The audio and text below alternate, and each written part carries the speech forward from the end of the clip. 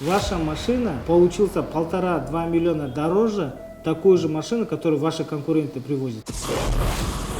Қылмыстық жолмен келген мүлікті біле тұра сатып алған, біле тұра оны сатқан адамдар, тіркеуге алған адамдар, соларға да жауапкершілік қарастырылған. Бізде мысалы үшін халық жылайды, неге машина қымбат, неге машина қымбат. Машина әкеліп сататындар осының бәрін біледі ғой. Ол жерде заң халыққа жұмыс істейді. А біздің заң, былай қарасаңыз, халыққа қарсы жұмыс істейтін сияқты.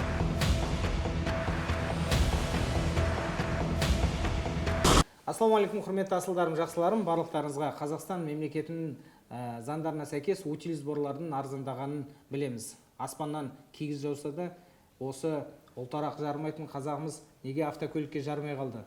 Бұл жөнінде қазіргі уақытта сіздердің қотыры шығып қасын алмай жүрген, осы бір сұрақтың жауабын таппай жүргендеріңізді білесіздер. Ал енді сол сұрақтардың енді бір шешімі болғандай, утиль сбордан жалтару үшін жалпы келешектегі біздің проблемаларымыздың біріне айналғалы тұрған ВИН-кодтарды ұрып, автокөліктердің құжаттарын ауыстырып, бағасын төмендету сату арқылы пайда тауып жүрген адамдарды да көріп отырмыз. Осылардың бәрін болдырмас үшін, және де біздің жобаларымызға кедергі болып, келешектегі халқымыздың тағы да сансып қалмас үшін Қазақстан мемлекетіне мәлім осы Астана қаласында элиталық адвокаттар корпусын басқарып жүрген Ахансер Мұханұлын шақырып отырмыз. Бұл кісі заңгер және де адвокат, және де осы Қазақстан Грузия арасында автокөлікті алып сатумен айналысып жүрген Руслан Витальевичті шақырып отырмыз. Қош келдіңіздер дейміз. Бүгін еркін әңгіме жігіттер. Ассалаумағалейкум. Бірінші мәселеге келетін болсақ, Руслан, енді қазақша түсінетініңізді білеміз. Мен сізге қазақша сөйлей берейін, сіз орысша жауап беруге болады. Жалпы енді аудиториямыз әртүрлі екі тілді де түсінеді деп ойлаймын. Жалпы енді қазіргі уақытта Грузиядан автокөліктер алып келдіңіздер, бағасы неге қымбат? Жалпы негізі бізде мысалы үшін ішкі өнім бар, ішкі автокөліктердің бәрін шығаратын Сарыарқа автопром бар. Кеше 4%-пен береміз деп шырылдатып, не автокөлік жоқ, не 4% жоқ. Сол жөнінде қазір тоқтала кетеміз, бірақ енді автокөлік неге қымбаттап жатыр қазіргі уақытта? В данный момент, получается, машины почему дорожают? Машин толком нету в Казахстане. С завозом очень тяжело. Как замечаете, в автосалонах очень большие очереди. И почему, например, с Кореи выгоднее пригнать машину, чем приобрести ли у нас? Эти же машины, которые находятся в Корее, наш Казахстан скупает, например, Сарыарка автопром, он скупает, завозит ее сюда без колес, ставит колеса и продает как казахстанская сборка. Пример такой. Накручивает сверху. Накручивают, да. Хотя он должен быть дешевле, да? Должен быть дешевле, а скорее выгоднее машину. Вот, допустим, сейчас то, что собирает Kia, да, у нас Hyundai собирается, да? Это все одно и то же получается. Даже сейчас вот этот Tahoe, можно сказать так, Tahoe тоже как начали собирать здесь колеса, как казахстанская сборка. Это идет Chevrolet, да? Да. Вот. Даже Toyota Автопром, Toyota, вот кто Toyota продает, даже они завозят с Дубая, да, и также с России, с Грузии выкупали, да, по каким-то сумасшедшим скидками и завозили сюда. Да, были такие моменты, получается, завозились машины из Грузии, и, получается, они продавались также в автосалонах многих, получается, пример скажу, 300-й Land Cruiser 300, получается, привозили из Грузии, выставлялись. Сколько там, если не секрет, в Грузии он стоил? Говорят, 25 миллионов, и здесь по 40 примерно продавали, да? Да, он там где-то 25-28 стоил, плюс доставка, но он выходил выше 30 миллионов, но они здесь его выставляли около 50 миллионов. Но они не давали на него гарантию, потому что они растамаживали его официально, получается, как мы завозили машины и выставляли сумму. Вот вы завезли машину, через Аманат Драйв хотели продать, вы заключили договор с Аманат Драйв и привезли машины. Ваша машина получился 1,5–2 миллиона дороже такой же машины, которую ваши конкуренты привозят. Вот поэтому мы не можем их продавать. Да, вот этот момент с Ахансером Мукановичем мы разговаривали, получается. Было два выбора, получается. Можно было завести машину и подешевле, на 2 миллиона. Но здесь такой случай, это надо было произвести замену ВИН-кода. В ВИН-коде меняются две цифры. И вот Аган Сермуканович, мы с ним разговаривали, сидели и думали, это все незаконно. Получается, вот как адвокат, как юрист, он должен давать юридическую чистоту. Раз мы предлагаем машину через Аманат Драйв, мы должны давать полную гарантию этой машины. Юридическая чистота, полностью все. Вот Аган Сермуканович объяснит, что может Вот произойти. сіз бардыңыз ғой, да, Грузияға бірге бардыңыз. Бірінші машиналардың, автокөліктердің бәрін көрдіңіз.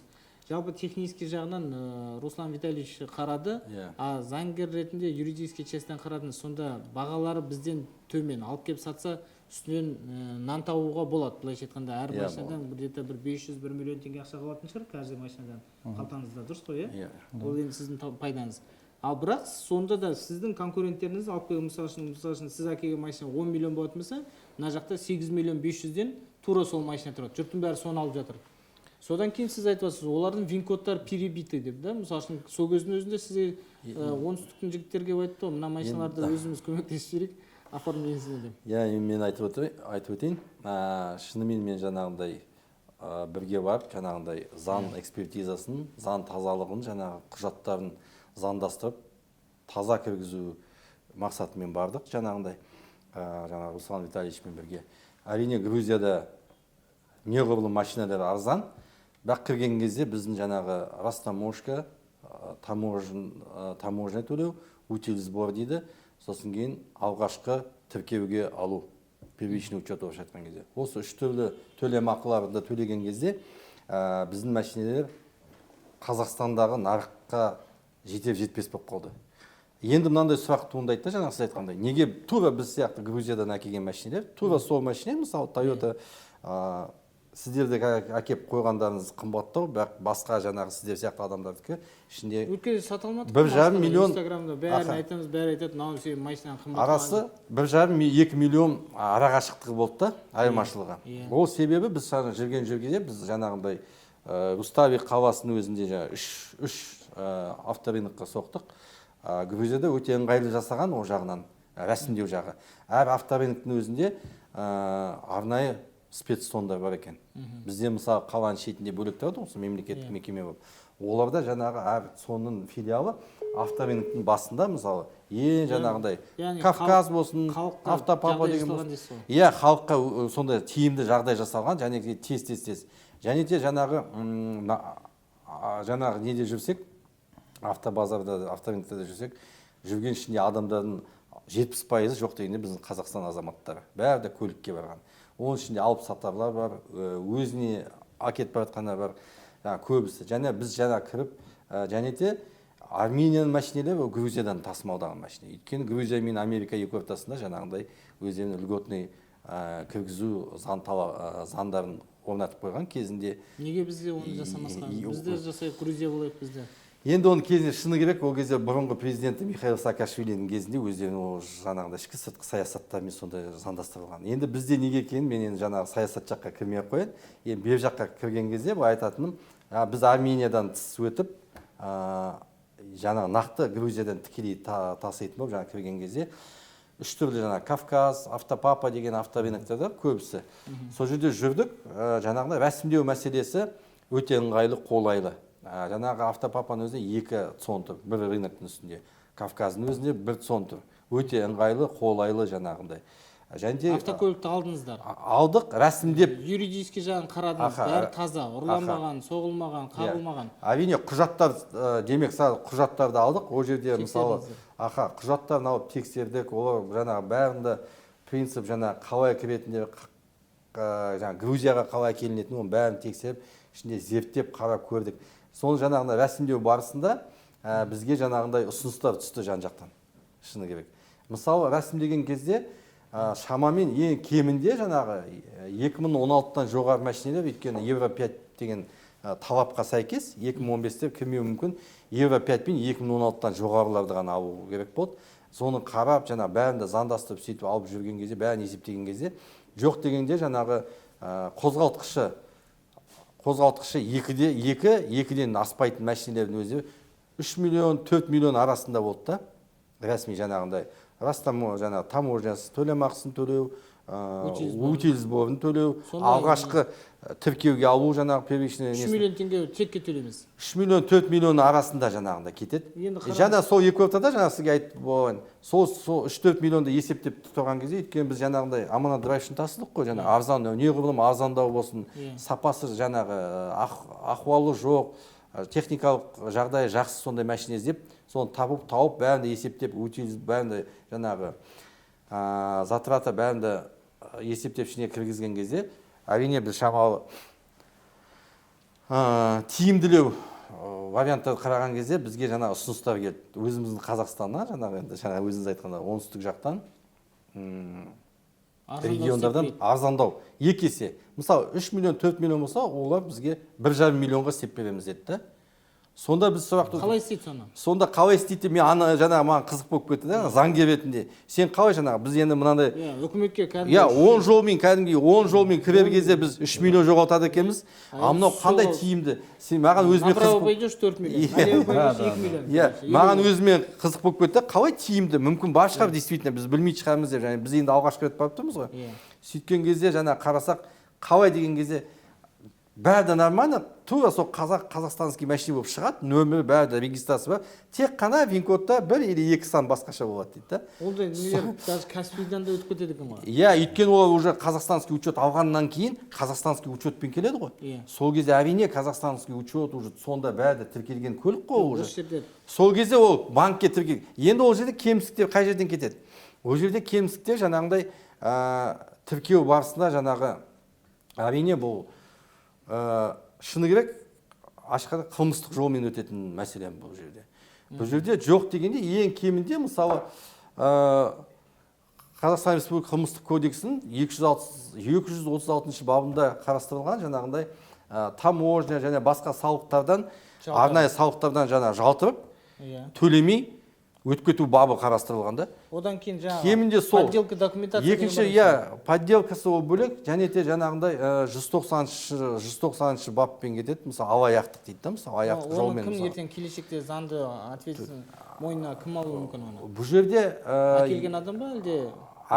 Әкелген адам әрине, әкелген адам, сосын кейін жаңағы тіркеуге қойған адам. Және де тағы да 196 бап бар. Ол жерде қазір айтып қойын. Сатып алған, қылмыстық жолмен келген мүлікті біле тұра, қылмыстық жолмен келген мүлік екенін біле тұра сатып алған, біле тұра оны сатқан адамдар, тіркеуге алған адамдар, соларға да жауапкершілік қарастырылған. Бұл жерде мысалы сатып алған адам тек қана жаңа ақшамен ұтады ғой, қазақша айтқан кезде арзан тұз татымайды дейді ғой. Сол мысалы 1,5-2 миллионды үнемдеймін деп, екеуі қылмыстық жауапкершілікке тартылып кетуі мүмкін. Енді қараңыз, мына жерде еске алайықшы, бұрын праворулька автокөліктерді кіргіздік да. Ешкім ешкімде әңгіме айтқан жоқ, праворульканы кіргіздік. Бір уақытта бір жаңа чиновниктің ұйқысынан шошып оянды да, ойбай праворулька болмайды, анау мына деді да, бүкіл праворульканы отмена жасады.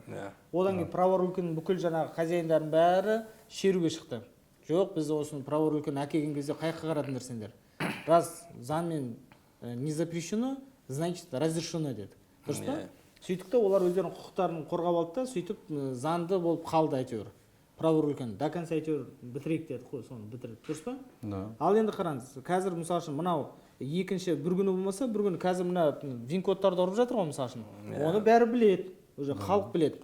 Біз енді осы бірінші рет подкаст түсіріп отырған біз шығармыз осы еркін әңгімеде. Бұны ашығын айтып отырған. Біз жанымызды ашып айтып отырмыз да. Өйткені өткенде өзіңіз көрдіңіз ғой, біреу аманат драйв арқылы автокөлік алды.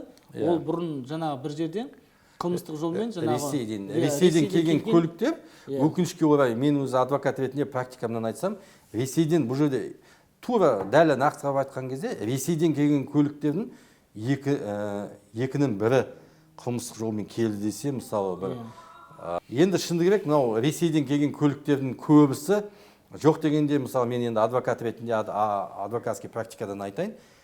Мысалы біз қорғаймыз, мысалы Ресейден әкеп сатқан адам, сатып алған адамдардан мысалы келеді. Бізде мысалы тоже бір жағдай болды таяуда аманат драйвта.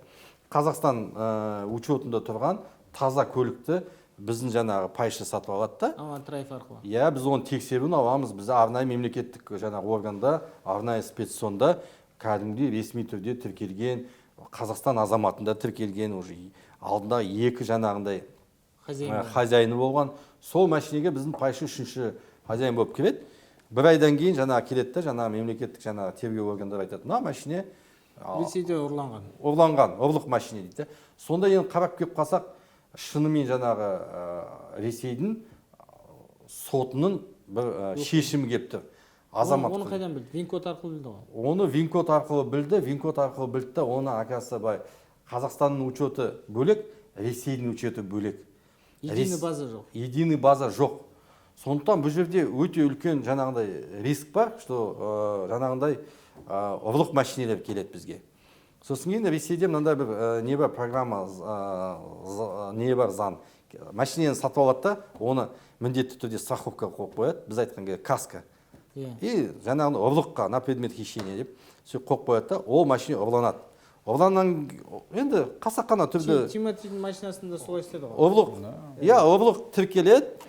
Қасақана түрде жаңа ұрлық жасалады, келісіп, жәбірленушімен жаңа автокөлік иесі бәрі келісілген. Жаңа автокөлік ұрланады, жәбірленуші иесіне жаңа страховой компания ақшасын толық төлейді. Ол бір пайда түсті ма жаңа қылмыстық топқа, бір пайда түсіп алғаннан кейін ол машинаны алады да басқа жаққа, Қазақстанға алып келеді. Ең бірінші әрине. Қазақстанға алып келеді да сатады. Басындағы әңгімеден алшақтап кеттік. Басындағы әңгімеден вин-кодты ұрды, мысалы үшін. Қазір Қазақстанға келіп жатқан машиналардың көбісін вин-кодтарын ұрып жатыр. Мысалы үшін мен кеше Алматы қаласында болдым. Жаңағы Сауд Арабиясынан, жаңағы Дубайдан қателеспесем. Сонымен Южный Кореядан автокөлік сатып алып келетін адамның, таза істейтін адамның автокөліктері өтпей тұр. Қаптап тұр автокөлігі, бір неге жинақ қойып жаңағы автотұраққа жинақ қойған. Ал қасында одан кейінгі бір автотұрақты жаңағындай заңсыз әкеліп отқан жаңағы автокөлікті вин-кодтарын ұрып, жаңағы утилизбордан қашып, неше түрлі қылмыстық топпенен жаңағы документтерін жасап, оны жасап отқан кімдер? Оны жасап отқан біздің таможня. Білмейді дейсің бе? Біледі. Оны жасап отқан жаңағы кімдер? Соны жаңағы қабылдайтын первичный документацияны жасайтын сондағылар. Олар білмейді дейсің бе? Біледі ғой вин-код ұрылғанын. Ол бәрі бір жай қарапайым адам істейтін нәрсесі емес. Ол бұлай мына кезде дабыл қағу керек. Бұл автокөліктердің бәрі бір күн болмаса бір күн шығады. Мүмкін осы біздің эфирден кейін де ертең біреулер осымен қызығып, арнайы жаңағындай құзырлы органдар осыны тексерейік деп, осыдан нәтиже шығару мүмкін. Осыны басынан бастап жоқ неге бұлдыртпауымыз керек қой негізі. Ал енді болғаннан кейін, енді қаншама, мысалы үшін күніне автокөліктерден мысалы үшін бір 20 мың автокөлік келді деген, мысалы үшін бір айдың ішінде. 20 мың автокөліктің енді тең жарысы вин-кодтарын ұрса, оның бәрі келешекте заңсыз болып есептеледі. Заңсыз болғаннан кейін оның жаңағы сатып алған адамда зардап шегеді, 1-2 миллион теңгесін экономить етеді. Одан кейін мына жақта оны сатқан адамда, оның документін оформить еткен адамда бәрі не болады. Сондай уақытта не болуы мүмкін? Енді мен бұл жайында айтайын. Дұрыс айтасың. Кім сол кезде бұл жерде крайне болады? Мысалы, біздің мемлекеттік госоргандар, жалпы мемлекеттік басқару органдар, және де ол барлықта да халыққа қызмет өтеу керек та. Бүгін осыған жаңағы реакция беріп тоқтатпаса, ертең 1 жыл, 2 жылдан кейін мына барлықта да жиналады да, қылмыстық жолмен жаңағы тіркелген машинелердің барлықта да халыққа өтіп кетті қолына. Халық енді пендешілікпен арзан болғасын арзанға жүгіреді ол. Сондықтан арзанға жүгіріп алып алады да, ертең барлықтарда зардап шегіп, жәбірленуші болған кезде одан бізге не пайда? Болды, бояу сынды деген кезде, ол кезде мысалы барлықтар бәлем бар. Ол кезде не болуы мүмкін? Онда қайтадан вин-кодты орнына келтіріп, госпошлинаны дұрыстап төлеттіре ме? Әлде жаңағы автокөліктердің бәрін автотұраққа апарып өртеп жібере ме? Енді қараңыздар, ең бірінші мәселе мысалы айтарлық. Арақтарды апарып сындырып тастайды, сол сияқты ма? Мемлекеттен әртүрлі жолдармен келіп жатыр мысалы біз жаңа. Біз жаңа Грузиядан бастадық қой. Грузия қайдан келеді? Америкадан келеді. Америкадан бұл жаққа келген кезде ол жақтан документ тексеріліп, негізі вин-код деген өткен ғасырдың 80-ші жылдары Америка мемлекетінің автопроизводитель, автоөндірушілер солар енгізген вин-код. Ол жерде жаңағы регион, мемлекет бәрі мысалы адам басында, жеке тұлғада, адамның басында иін болса, заңды тұлғада компанияда бин болады, машинеде ол вин-код.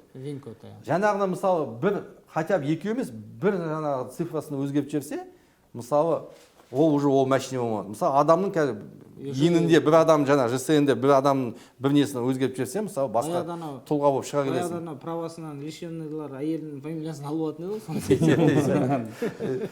Ол әрине ол машина болмайды. Мысалы сіз Toyota Camry кіргіздіңіз ба, сізге жаңағындай басқа бір региондарда мысалы келеді де жаңағы бәрі қылмыстық топпен жаңағы мемлекеттік госорган, енді ол уже екінші жақ. Мәселемен сіз арзанға 1,5-2 миллионға арзан растаможка жасап алдыңыз.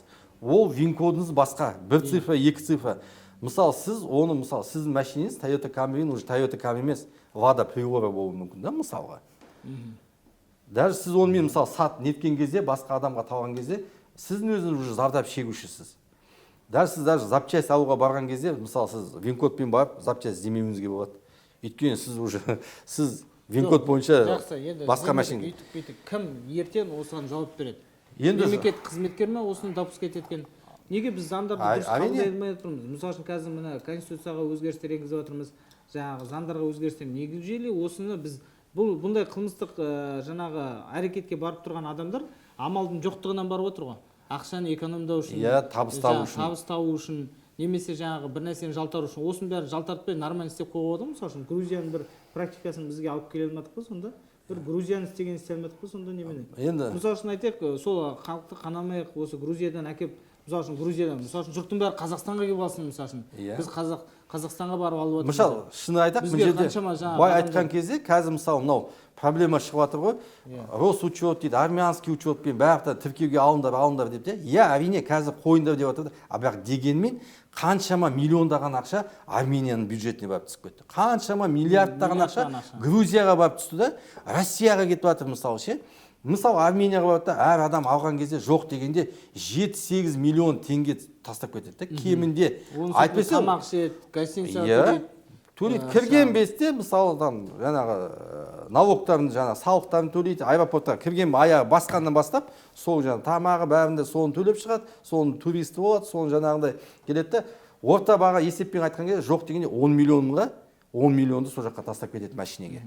Көрдіңіз бе? Енді мысалы ол учет, тіркеуге алу одно, бай есептеңіз, сеніз, мынау мысалы біздің нарықты өзімізге, өз адамдарымызға сол көлікті әкеп, жаңа сіз айтқандай алу мүмкіндігін тудырмағанша, біздің адамдар тұтынушылар, сатып алушылар, сол ақшасымен барады да, біздің теңгені долларға айналдырып, доллармен барады, біздің теңге ғой кетіп жатқан. Сол біздің ақшамызды, біздің бюджетіміздегі ақшаны барады да, бөтен мемлекетке тастап кетеді.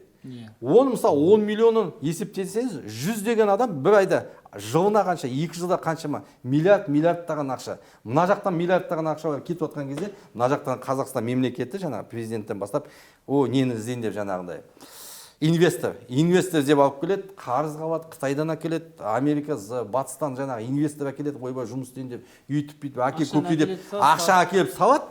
Салғаннан не пайда? Ол ақша тұрады да, мына жақтан миллиардтап жаңағы Армения, Грузия.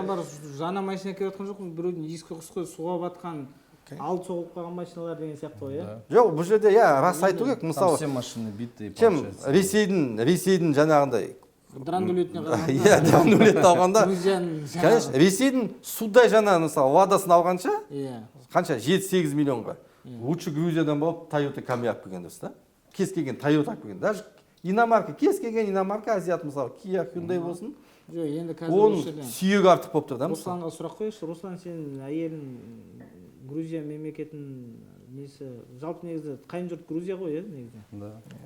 Соған айтып барғаннан кейін грузиндар қайын жұрттар жақсылап күтіп алып шығарып салады. Грузияда машина тасу деген рақат болды, айына жылына бір барып тұратын мұның қайын жұртқа. Құдалыққа барып қайтқанда болды. Енді қазір Грузияда машина тасымай, мысалы үшін Грузияның системасын осында алып келуге болады ма? Вот бәрі, мысалы үшін мен мысалы үшін как разработчик ретінде қараймын да бұл проектіге. Мысалы үшін бәрі Грузияға барып жатыр мысалы үшін. А почему біз Америкамен өзіміз или оларда жаңағы порт бар ма, жаңағы Америкада? Там получается Грузия это является свободная экономическая зона ма, нет? Грузия это у нас получается транзитная зона. А почему Казахстан не транзитная зона? Ну, так. А почему не сделать наш Казахстан транзитной зоной? Там я уже на этот вопрос я ответить не могу. Нет, давайте через ассоциацию. Давайте я скажу по этому поводу. Грузия вообще, олардың қазба байлықтары жоқ.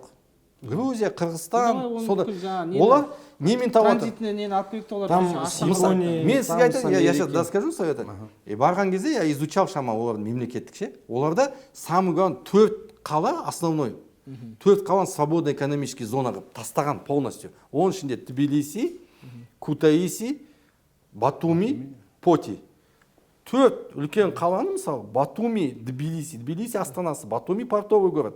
Кутаиси тоже стратегически важно, аэропорттар бәрі сол жерде. И Поти. Төрт қаланы мемлекеттік ірі қаланы свободный экономический зона қылып тастаған. Салықтан жаңа біздікіндей қылқындыратындай салық жоқ ол жақта. Анау бізде жаңа еще 250 мың теңге кнопкаға төле деп. Оның жаңағы оның историясы вообще бөлек. Мысалы біз төлейміз жаңағы сос кнопка дейді, сос деген енді спасите наши души дейді ғой былай айтқан кезде. Сорғайнаған кнопка десейші. Сорғайнаған кнопка. Ол кнопка мысалы, ол мысалы адам өміріне өте жақсы нәрсе былай айтқан. Қаланың ішінде ғана істейді. Мысалы Америкада не үшін ол қойылады? Мысалы сіз кез келген мысалы анау шөл далада қалып қойсаңыз, орман ішінде Канада, Америка бір жаңа штат Колорадо ма бір штатта қалып қойсаңыз айдалада. Болды, машине бұзылды, или сіздің денсаулығыңыз ауырып қалды. Сіз ең соңғы деміңізді алып ана кнопканы бассаңыз болды. Спутник арқылы хабарлама келеді да 911 вертолетпен немен келсе де сізді жаңағындай спасательный служба келеді, сізді алып кетеді, машинеңізді салып алып кетеді. Сол үшін кнопка. Ол жақта жұмыс істейді. Біз тура сол американецтер сияқты басқа батыс мемлекетте, басқа мемлекетте сол кнопканы төлейміз. Бірақ не үшін? Ол қызмет бізде жоқ, қарастырма, ол қызмет атауымен жоқ бізде. Қазір мысалы Жезқазған Қызылорда екі ортасында бетпақталада қалып қойда кнопканы басып көрші, келе ме сол? Келмейді. Получается біз болмайтын, жасалмайтын қызметке біз төлеп жатырмыз. Болмайтын, жасалмайтын қызметке. 250 мың теңге. 250 мың теңге ол аз емес. Нет, получается, это 250 тысяч, это идет на Тойоту. Вот мы завезли Kia, они запросили 320 тысяч. Әр көлікке алып тұрды Они уже от машины, получается, эти кнопки. Kia дороже, что ли? Вот, да. Вот получается, вот как-то так. Спасать Kia дороже, чем Да, Toyota, да, чем получается? Toyota. Вероятность, наверное, Вероятности больше получается. Я вот просто с этой кнопкой пользуется вот вообще. Вот один раз нажал, помнишь? Да, мы нажал, проверили ее, получается. Проверили, он не работал. И не просто не работал, после нажатия этой кнопки магнитофон глюкнул. Это было, получается, вы смотрели эту кнопку, купленная в Казахстане в автосалоне, в Chevrolet Nexi, вы проверили. Потом еще эта кнопка оказалась для меня проблемой. Да, она оказалась проблемой, я помню. Потом пошли, сбрасывали компьютер. Да, я отключал То ее, есть после нажатия кнопки есть последствия. Нет, это Не то, что польза, да, не то, что польза, она тебе в минус вышла, да? Да, это в Ты, автосалон короче, мы кнопку поехали. нажимаешь, там эта кнопка не просто не работает, он тебе создает проблему, магнитола не работает, тебе надо поехать. Все отключается. Все отключается, короче, тебе надо поехать, сброс надо делать. Нет, это было в машине, получается. Это не в той машине, которую мы привезли. да. Это мы Nexia, которую новую купили. Новую Nexia, Новую новую, Nexia, получается, решили испробовать. А которую мы привезли вот в Киеве. Я просто нажал, по городу работает, а за предел нашей страны. А за городом может не поработать, Тогда извини, менде телефон бар, звондай салам, алло, мен мына жерде тұрмын, баллонымды алып кетші деп. В городе она и не нужна, в принципе. Да. Ты сам позвонишь. Просто это опять же чьи-то интересы лоббирует и заставляет кому-то что-то ставить. Там 250 тысяч тенге, это вот дополнительно. Бізде мысалы үшін халық жылайды, неге машина қымбат, неге машина қымбат. Машина әкеліп сататындар осының бәрін біледі ғой. Оның бәрін уже систематично қойып тастаған. И еще кеше біреулер деді Алматыда, сол кнопканы қоюдың өзі очередь дейді да, короче. Да. Очередь, растамаживать ету үшін жаңа. И біз шамалы кішкене артық төлеп жатырмыз дейді да, что без очереди. Тезек істеу үшін. Это же уже коррупция же. Это коррупция, да. Да. А хоть кнопок много Қашан лежат. бізде осы жаңа Қазақстан дейміз, осындайға қарап кейде қарын ашып кетеді біріншіден. Екіншіден мен де ойлап отырмын, короче, Ақан Сермуханович бізге вообще Грузияға, қайын жұртты Грузиядан ұстау керек еді. Потому что өсетін баланың нелері, қайын жұрттары. О, братава, американецтен алу керек қой, Америкадан. Асып түсіп. Жоқ, енді қараңдар, мына жерде жігіттер мынандай болып жатыр да, біз енді қазір бұл жерде өте бір үлкен Қазақстанға, мына Қазақстанның автокөлік мәселесінде проблеманы айтып отырмыз да қазір.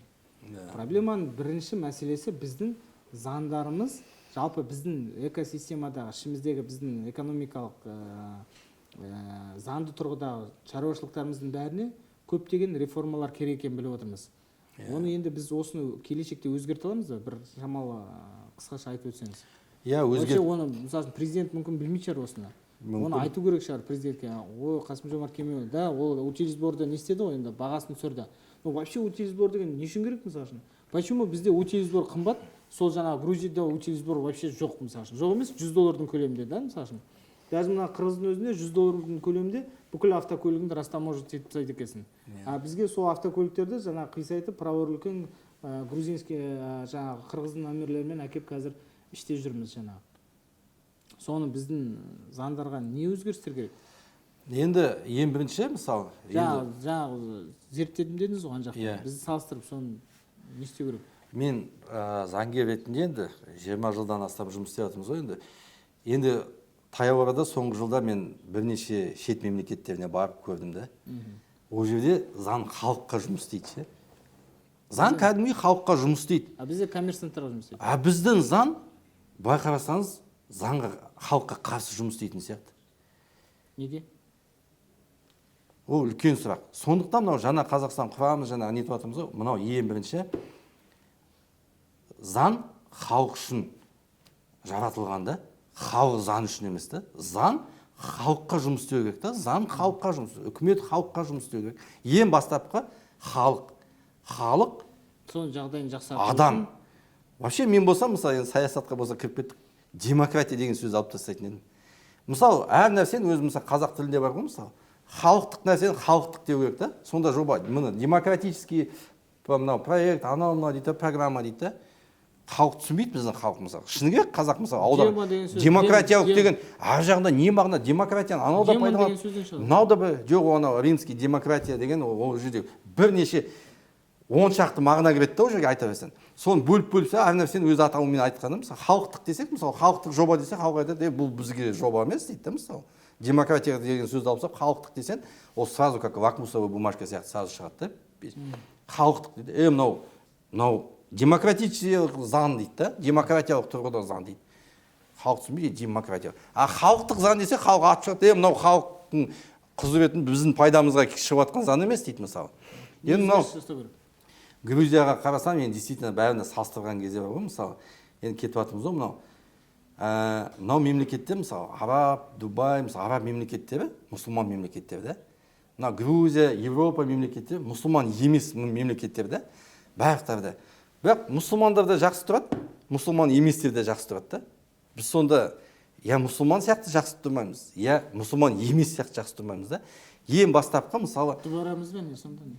Ну, получается, енді мен, мысалы, өз немді жаңа жамандағым келмейді. Ну, получается, солай енді, мысалы, былай айтқан кезде, практикаға келген кезде, Грузияға кірген кезде, даже соның өзінде, мысалы, Руслан Витальевичпен кірдік қой, сонда біздікі жақсы дамыған, олардікі мүлдем алға шығып кеткен. Сосын кейін олардың, мысалы, бизнес бастасаңыз, мысалы, сіз бизнесмен ретінде, ол жақта, мысалы, бүкіл жағдай істелген. Мысалы, бір какой-то хозяйствоңызға, мысалы, жол керек па, барып жаңағы жиналып, әкімдікке барып жазасыз, маған жол керек деп. Сол қай жерден қалай екенін білмеймін, мысалы, экономикасы бізден асып кеткен емес, мен айта алмаймын. Бірақ барады да жолында нені салып береді. Мысалы, қандай шаруашылық істеймін, не етемін десеңіз, мысалы, сіз жұмыс істеп, сізге бүкіл жағдай жасалған.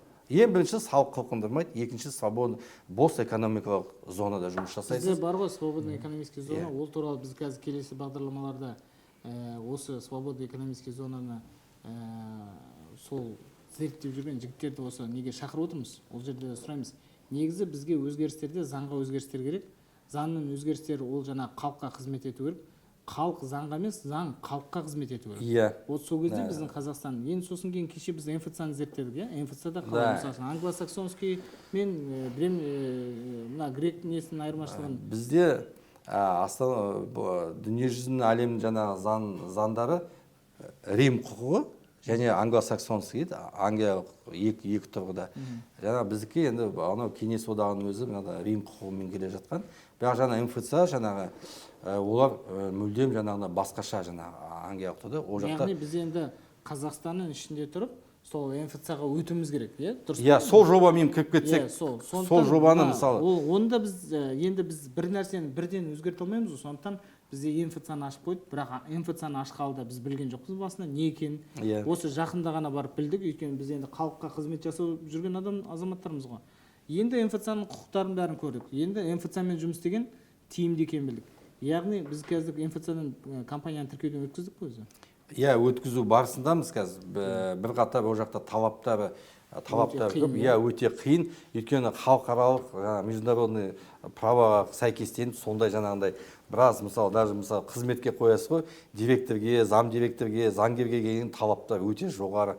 Ол анау международный банк ашқан кезде мысалы банк директоріне талаптар ашқан кезде бір туан ашасына бір. Бізде мысалы, иә, ТО ашасында кез келген адамды қоя саласың мысалы директор. Ол жақта олай емес. Оның талаптары көп. Дипломы болу керек, арнайы ол жүргізе ала ма, ол менеджер болып істеу керек, оның қабілеті жаңағыдай стажы болу керек. Сондай көп. Бірақ МФЦ-ның заңдары Қазақстан мемлекетінің заңдарынан бөлек, және де ол өте қолайлы. Қолайлы, тиімді, иә. Сондықтан, ал енді біз енді өзіміздің іштегі қолданыстағы заңдарды өзгертуге ұсыныстар мен талаптарды жасау үшін қазіргі уақытта мысалы үшін міне қазір реформа жасалып жатыр. Осы реформадан кейін соларға ұсыныстар жасайтын бір мүмкіндік бар ма негізі? Осы мысалы үшін өткенде бір Түркияда болғанда мен осы біздің жобаларды айтқан, Түркия мемлекеті айтқан, сендерде бір заңгерлер жоқ па, білікті мамандар жоқ па, осының құқықтарын бәрін қорғайтын. Ал енді заңгер ретінде өзіңіз халықтың атынан, мына ассоциацияның атынан тағы да бір мүмкіндіктер пайдаланып шығып, осы заңдарға өзгерістер жасатуға бола ма? Әлде осылай кете береміз бе? Соған қысқаша жауап берейік. Бүгінгі сұрақ жауаптардың бәрі осымен аяқталса деген ойдамыз. Әрине, бұл жақта мысалы заң қабылдайтын мысалы өкілетті орган, мысалы біздің ол депутаттар 2 палатадан тұратын. Ол жерге кез келген ұсыныспен шығуға болады. Мысалы заңгерлер тобы, мысалы ассоциация атынан мысалы шығуға болады. Қазір мына Қазақстан Халық Ассамблеясы өзі жаңағы ассоциация құрып, кәсіпкерлердің құқықтарын қорғауға. Сол арқылы да бір көрейік, Алла қаласа. Көрейік. Өйткені ол ассамблеяның 9 депутаты бар, ана жерде отырған, және де жұмыс жасауға мүмкіндіктерін бәрін алған. Жалпы ассамблеяның өзінің басшысын өзін білесіздер, президент Қасым-Жомарт Кемелұлы. Сондықтан бұл шаруалардың бәрі толыққанды шешімін табады деген ойдамыз. Бірақ осыны жасамасақ, жан-жақтан итермелесек, бір жігіттер мына жақтан утилизатор туралы айту керек, бір жігіттер мына жақта заңдарға өзгерістер, енді тағы бір заңгерлер шығып мына жақтан свободный экономический зонаны жаңағы қалай жұмыс жасау керек, оның бәрін жеңілдетсек. Мысалы үшін айтайық, жаңа сіздер Грузиядан емес, бүкіл Америкадан прямо осында әкелуге. Сол әкелуге мысалы үшін не нәрсе керек? Порт керек пе, әлде оларды Америкадан әкеліп теміржолмен әкелуге болады ма бізге? Порт.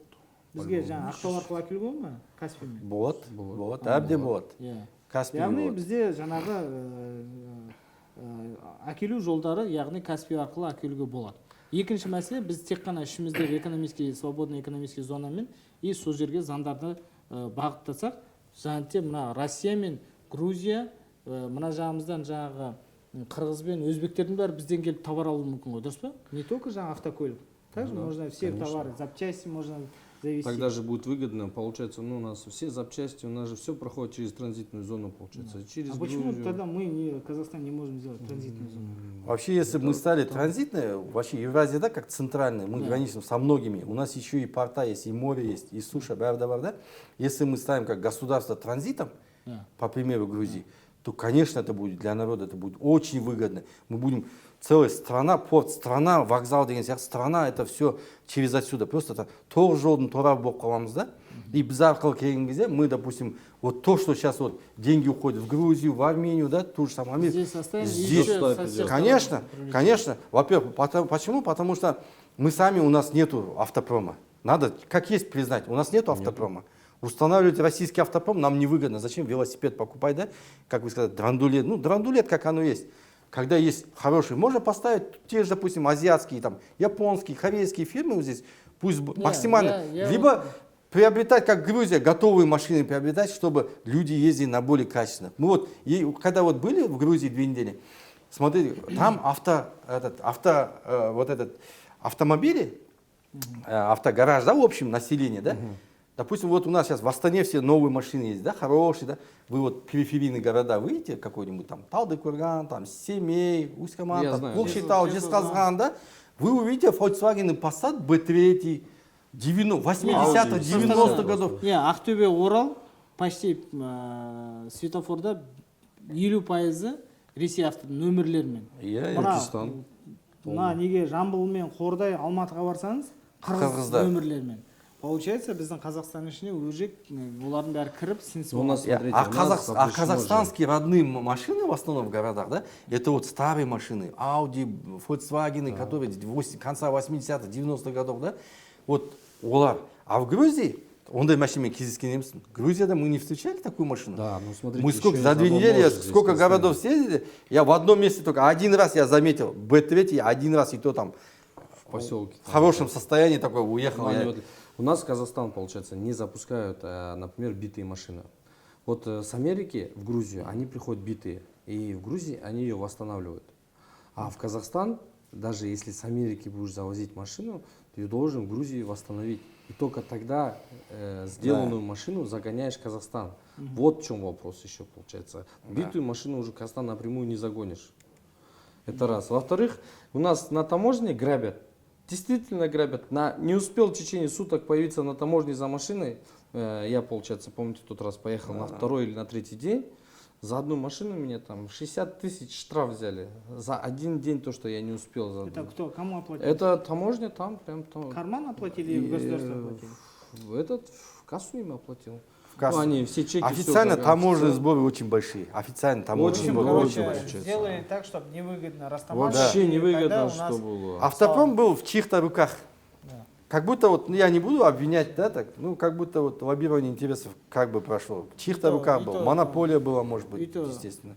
Үйті здесь шығып кеткен авто нелер дейсің. Да. Да, они даже, чтобы спорта в машину выгрузить, просто спорта, они 15 тысяч берут. За каждую машину. А за одну машину, чтобы он просто ее там 100 метров выгнал. 100 метров. Либо сиди, говорит, всю ночь жди машину, короче, сам. Мне кажется, это все, когда сон бәрін қосқан кезде машина выходит дорогая. Получается, бізде коррупция мен жаңағы тонау және де опоздание болса штрафтар көп, а Грузияда ол жоқ.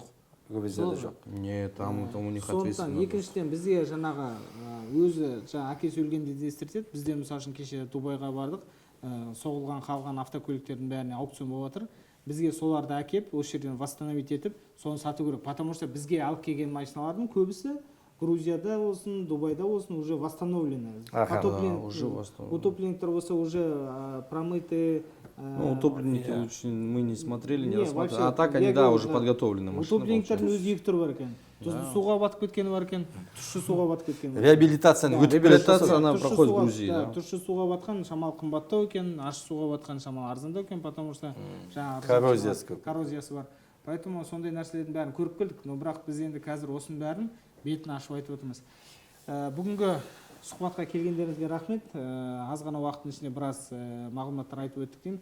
Енді құрметті біздің асылдарымыз, жақсыларымыз, жалпы асылдарым, жақсыларым деп еркелетеміз біздің аудиторияны, өйткені біз жақсы адамдармен өмір сүргіміз келеді, жақсы жерде өмір сүргіміз келеді.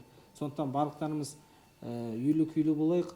Ең бастысы бүгінгі авто мәселесінде жалпы негізі автокөліктің қандай жағдайда бізге келіп жатқанын, қалай сатылып жатырған, олардың жаңағы кейбір автокөліктердің құжаттарын дұрыс емес екенін және де олардың бәрін заңсыз жасап жатқанын бәрін осы жерде айта өттік. Енді таңдау өздеріңізде, ең бастысы автокөлікті алған кезде 1-2 миллион теңге ақшаларыңызды үнемдемей автокөлікті дұрыстап тексеріп алыңыздар. Өйткені ол автокөлік күндердің бір күнінде өздеріңіздің қалталарыңызға қағып, өздеріңізге үлкен проблема болуы тиіс.